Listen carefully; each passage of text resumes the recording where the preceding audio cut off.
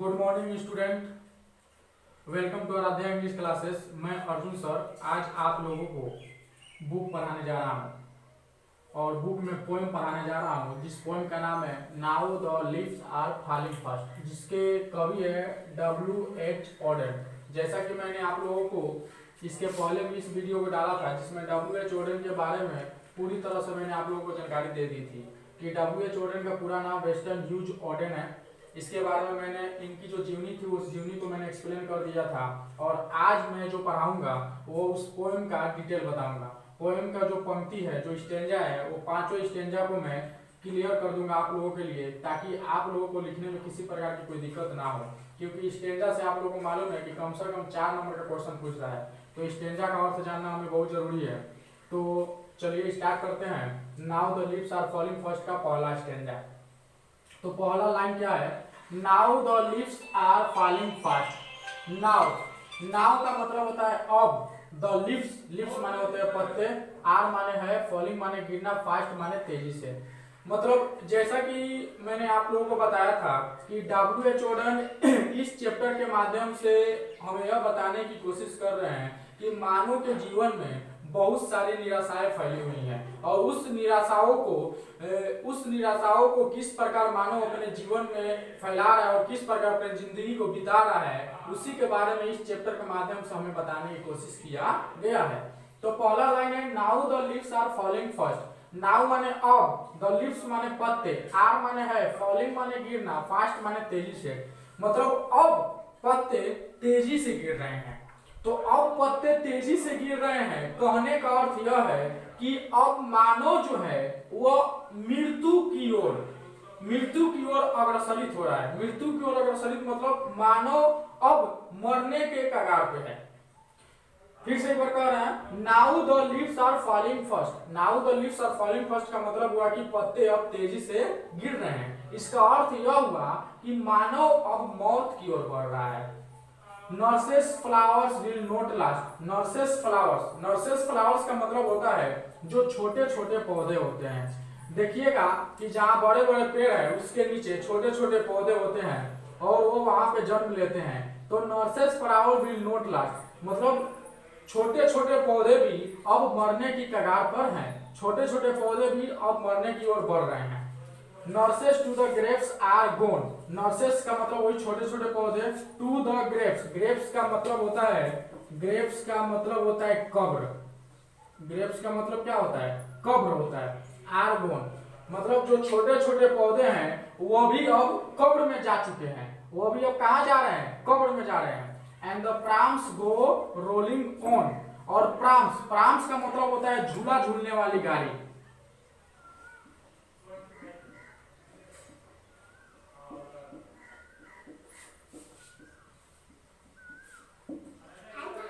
प्राम्स का मतलब क्या होता है? झूला झूलने वाली गाड़ी। तो ये जो झूला झूलने वाली गाड़ी है वो भी अब रोलिंग ऑन। रोलिंग ऑन का मतलब होता है लुढ़कना। रोलिंग ऑन का मतलब क्या होता है? लुढ़कना। वो भी अब क्या हो रही है? लुढ़क रही है।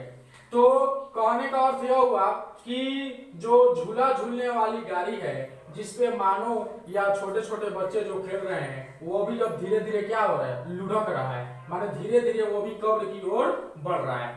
तो स्टेंजा वन का जो अर्थ है मैं फिर से एक बार आप लोगों को बता देना चाहता हूं कि इसको एग्जाम में आप लोग किस तरह लिखिएगा।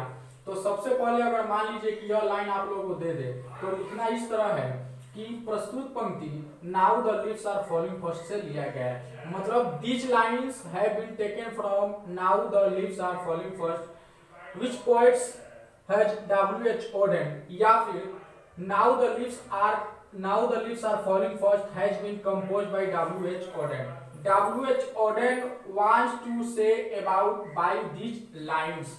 मतलब W.H. ऑडेन इस पंक्ति के माध्यम से क्या कहना चाहते हैं? तो इस पंक्ति के माध्यम से W.H. ऑडेन ने हमें यह बताया है कि पत्ते अब तेजी से गिर रहे हैं। मतलब मानव जो है वो अब अपने मौत की ओर धीरे धीरे बढ़ रहा है और जो छोटे छोटे पौधे हैं, जो छोटे छोटे फूल है, वो उनका भी अब अंतिम समय आ चुका है। वो भी अब मरने के कगार पे है। वो भी अब कहाँ जा रहे हैं? वो भी अब कब्र की ओर जा रहे हैं।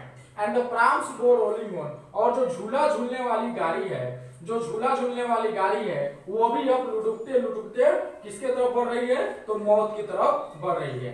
तो फ्रेंड्स ये था स्टेंजा 1 का अर्थ। आई होप कि आप लोगों को जो अच्छी तरह से समझ में आ गया होगा। चलिए अब आते हैं स्टेंजा 2 में। स्टेंजा 2 में देखिए, whispering neighbours left and right. Whispering neighbours का मतलब क्या होता है, तो विस्परिंग नेबर्स का मतलब होता है मौत का सौदागर। मौत का सौदागर जिसको हम लोग यमराज कह सकते हैं। तो बोला गया है क्या कि whispering neighbours left and right, मतलब जो मौत के सौदागर हैं वो हमारे दाएं और बाएं घूम रहे हैं। जो मौत के सौदागर हैं वो हमारे दाएं और बाएं घूम रहे हैं। हमारे का मतलब मनुष्य, मनुष्य के दाएं और बाएं मौत के सौदागर घूम रहे हैं। ठीक है, फिर बोला गया क्या, pluck us from the real delight. Pluck us का मतलब होता है दूर ले जाना। प्लॉक अस का मतलब क्या होता है, दूर ले जाना। फ्रॉम माने से, the real delight, real delight माने होता है वास्तविक खुशी से। तो कवि कह रहा है क्या कि जो मौत के सौदागर हैं वो हमारे दाएं और बाएं घूम रहे हैं, और यही मौत के सौदागर हमें अपने वास्तविक खुशी से दूर लेकर जा रहे हैं। ठीक है, तो हमारी वास्तविक खुशी मतलब क्या, मतलब ये मौत के सौदागर हमें कहां लेकर जा रहे हैं, मौत की तरफ लेकर जा रहे हैं। And the active hands must freeze. और एक दिन ऐसा आएगा, एक दिन ऐसा आएगा कि and the active hand must freeze, जब मानव मौत की ओर बढ़ रहा है तो उनकी जो हाथें हैं, उनका जो क्रियाशील, एक्टिव माना होता है क्रियाशील, हैंड्स माना होता है हाथ, तो उनकी जो क्रियाशील हाथ है मस्ट फ्रीज, वो क्या हो जाएगा, वो फ्रीज हो जाएगा। फ्रीज का मतलब क्या होता है, जमना। मतलब अब उनके जो क्रियाशील हाथ है वो इनएक्टिव हो जाएगा, मतलब अब वो कोई काम नहीं करेगा। क्यों काम नहीं करेगा, क्योंकि मौत के जो सौदागर हैं वो हमें मौत की तरफ लेकर जा रहे हैं, वो हमें वास्तविक खुशी से दूर लेकर जा रहे हैं। इसीलिए जो मानव है उसकी जो क्रियाशील हैंड्स है, उसकी जो क्रियाशील हाथें हैं वो मस्ट फ्रीज, वो क्या हो जाएगा, वो जम जाएगा। क्योंकि मरने के बाद इंसान का ना ब्रेन काम करता है, ना हाथ काम करता है, ना पैर काम करता है। तो ऑब्वियसली उनकी जो हाथें हैं, जो मौत के बाद मनुष्य के जो हाथें हैं वो क्या हो जाएगा, फ्रीज हो जाएगा, जम जाएगा। लोनली ऑन द सेपरेट मी, और वो हाथ क्या होगा, वो हाथ उनके घुटनों पर आ जाएगा, वो हाथ उनके घुटनों पर आ जाएगा। जैसे मान लीजिए मैं आप लोगों को एग्जांपल दे रहा हूं, जैसे इंसान जब मर जाता है तो उनको कब्र में सुलाया जाता है। तो जब कब्र में सुलाया जाता है तो कब्र में सुलाने के बाद उनकी जो हाथ पैर ब्रेन सब फ्री हो जाता है, और उनकी जो हाथें हैं वो हाथ क्या आ जाता है, तो घुटनों के ऊपर आ जाता है, और वो बिल्कुल अकेले हो जाते हैं, बिल्कुल अकेले। तो फ्रेंड्स ये था दूसरा स्टेंजा का अर्थ। चलिए एक बार मैं फिर एक बार डिस्कस कर रहा हूं। तो कवि ने दूसरे पंक्ति में यह बताया है कि मौत के सौदागर हमारे दाएं और बाएं घूम रहे हैं, वो हमें वास्तविक खुशी से दूर लेकर जा रहे हैं, और दूर लेकर जा रहे हैं। और कवि ने यह भी बताने की कोशिश की है कि एक दिन ऐसा आएगा कि मानव का जो एक्टिव हैंड्स है, मानव का जो क्रियाशील हाथ है वो मस्ट फ्रीज, वो क्या हो जाएगा, मरने के बाद उनकी जो क्रियाशील हाथ है वो क्या हो जाएगा, जम जाएगा। ठीक है, वो जम जाएगा, और जमने के बाद वो क्रियाशील हाथ अब कोई भी काम नहीं करेगा, और क्या हो जाएगा, लोनली ऑन द सेपरेट नीज, और वही हाथ अकेले में सेपरेट नीज। सेपरेट नीज माने क्या होता है, मतलब सेपरेट माने होता है अकेला, और वही हाथ घुटनों के ऊपर पड़ा हुआ रहेगा। तो फ्रेंड्स मैं आशा करता हूं कि स्टेंजा 1 और स्टेंजा 2 आप लोगों को अच्छी तरह से समझ में आ गया होगा। अब मैं स्टेंजा 3, स्टेंजा 4 और स्टेंजा 5 के बारे में एक्सप्लेन करने जा रहा हूं।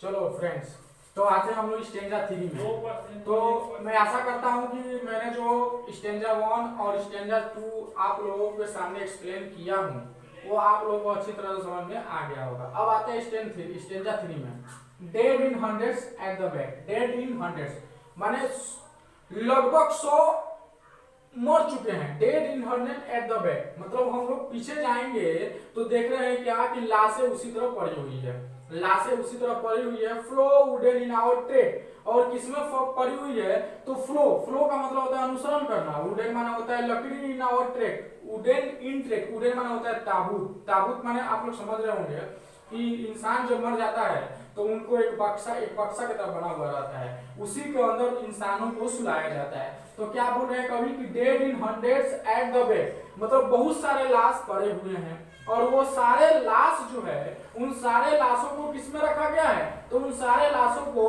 ताबूत में रखा गया है, और ताबूत में रखकर, ट्रेक का मतलब होता है सड़क, सड़क पे बिखेर दिया गया है। Arms raise stiffly to. Students फिर से एक बार मैं आप लोगों को ये 2 लाइन का एक्सप्लेन कर रहा हूँ। जैसे देखिएगा अभी क्या कर रहे हैं, बोल रहे हैं क्या, dead in hundreds at the back, follow wooden in our track, मतलब लाशें पड़ी हुई है और उन लाशों को किस में रखा जा रहा है तो उन लाशों को ताबूत में रखा जा रहा है, लकड़ी के ताबूत में, और लकड़ी के ताबूत में रखकर वो रास्ते पर बिखरे पड़े हुए नजर आ रहे हैं। Arms raise stiffly to reprove in false attitude of love, ठीक है।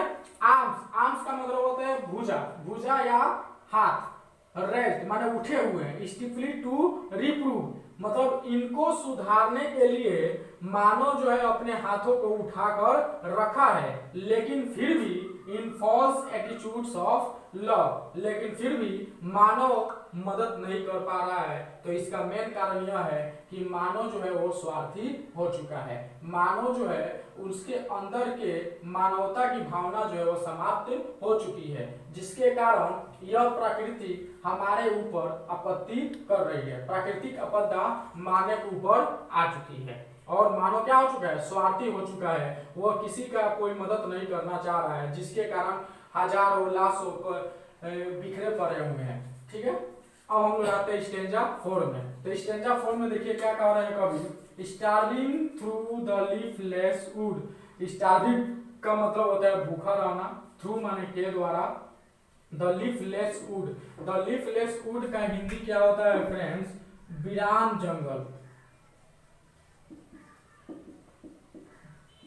वीरान जंगल। वीरान जंगल का मतलब होता है कि जंगल के जितने सारे पेड़ हैं उनके पत्ते झड़ चुके हैं और जंगल पूरी तरह से क्या हो चुकी है, वीरान हो चुकी है। तो जंगल जब पूरी तरह से वीरान हो जाएगी तो जितने सारे जंगली जानवर है, जितने सारे पशु पक्षी है, वो सब भूखे इधर उधर क्या कर रहे हैं, भाग रहे हैं।